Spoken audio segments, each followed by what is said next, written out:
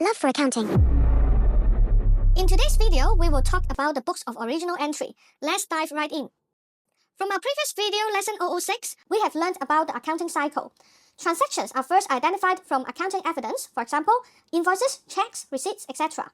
The books of original entry are the initial records where all financial transactions are first documented in an accounting system, ensuring that all transactions are recorded systematically and accurately. We have 7 books of original entry. Each has its own function. First up is the sales journal. This book records all credit sales made by the business. Keep in mind that the sales journal only records credit sales but not cash sales, because cash sales will go into the cash book. Each entry in the sales journal includes details like the date, customer name, invoice number, and the amount. By keeping track of credit sales separately, businesses can easily monitor their revenue and manage customer accounts. Next, we have the purchases journal.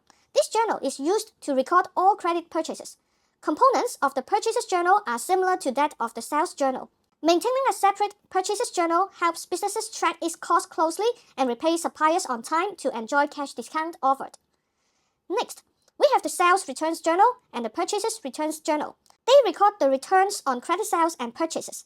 Again, remember, only credit transactions are recorded here. These 4 journals together cover the main operations of a trading business. Then, we have the cash book. Transactions involving receipts and payments are very important to a business and deserve a separate book. This helps a business monitor its cash flows and liquidity. This 3-column cash book shows all cash and bank transactions on one page. It also shows the discount allowed and received for settling credit sales and purchases. Next, the petty cash book records payments and sometimes also receipts of trivial transactions, organized in analysis columns. Keeping a separate petty cash book helps to avoid putting too many minor items cluttering the main cash book. It also helps to train junior accountants and accelerates small payments by simplifying the payment process. For the last book, the general journal is indeed a catch-all for transactions that don't fit neatly into other journals. It includes entries like adjusting entries, corrections, and non-routine transactions. The general journal records transactions in double entries format. In public exams, all these books of original entry are important. The 4 basic journals, the cash book and petty cash book, are commonly asked in beginning levels, requiring you to work out the whole book and its related ledgers from information given. Journal entries are important through all levels. Other than this, in IGCSE and LCCI Level 1 exams, you are also frequently asked to identify the book of original entry for different types of transactions. Let's try. You have to fill in the book of original entry for each transaction. I will give you 5 seconds.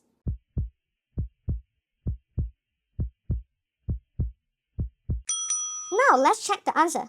The first 4 are quite obvious, but for the last one, learners' common mistake is putting purchases journal as the answer. Purchases refer only to purchases of goods for resale, not non-current asset for use. So, the original entry should be made in the general journal. How many did you get correct? Next time, we will go into our first book, the sales journal. I love accounting.